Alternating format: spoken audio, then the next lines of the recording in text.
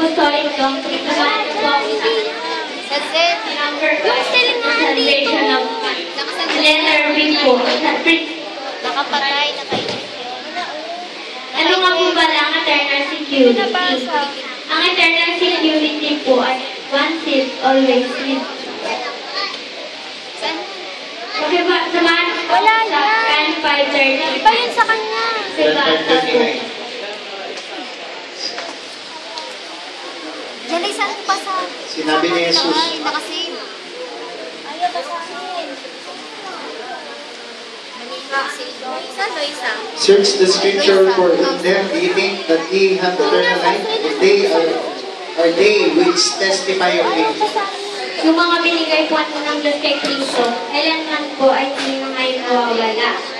Kung siya po ay magiging bereyan habang buhay, na nagpapatuloy sa kanyang salita, na nagpapatuloy sa kasulatan. Makibasa po sa Acts 17:11.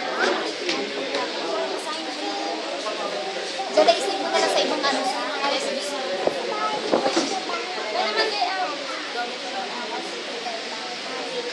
Nawala yung ano, hindi nabasa na yung USB. Hindi po. Doon na lang sa flash drive na po tayo na ba? Doon mo ilagay.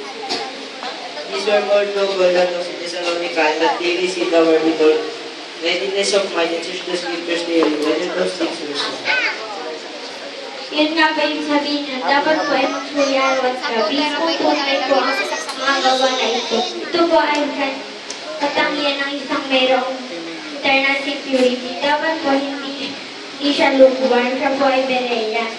Ano nga po pala ang bereyan? Yun nga yung meron ng mga katangian ng bereyan. Yung una na siya sa listing. Acts 17:11. That's number 3. Nagtutunayan ang kanyang salita, 1 Thessalonians 5:21. Number 3, humble, hindi nagpamamataas, 1 Corinthians 13.